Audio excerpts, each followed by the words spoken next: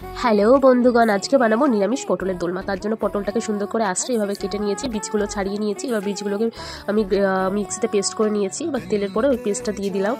এবার দিয়ে দেবো একটু নাড়িয়ে চাড়িয়ে, এবার দিয়ে দিলাম একটু জিরের গুঁড়ো সামান্য, আর দিয়ে দেবো হলুদ, আর দেবো লবণ। লবণটা অবশ্যই দেবে তোমরা। এটা হচ্ছে মশলা, আমরা পটলের ভিতরে যে পুরটা সেটা দেখো সুন্দর তেল ছেড়ে দিয়েছে। এবার দিয়ে দিলাম হচ্ছে গ্রেট করা পনির। তো পনিরের জায়গায় চিংড়ি মাছও ইউজ করতে পারো। সুন্দর করে কষিয়ে এবার এটা আমরা পটলের মধ্যে ভরে নেবো। এটা হচ্ছে পটলের পুর। আর এদিকে আমি একটু মশলা করেছি গ্রেভির জন্য, পোস্ত, টমেটো, কাঁচা লঙ্কা, আদা আর চাল মগজ দিয়ে। আচ্ছা, ওটা পেস্ট করে নেবো। ততক্ষণে আমি পটলগুলো একটু কড়াইতে নুন হলুদ দিয়ে ভেজে রেখে দেবো। আচ্ছা, এই যে পেস্টটা করে রেখেছি ওটা আমি মশলায় কষিয়ে নিলাম তেলের মধ্যে। দেখো কষিয়ে নিয়েছি, কষানো হয়ে গেছে। এবার জল দিয়ে দিলাম, জলটা ফুটে উঠেছে ঝোলটা।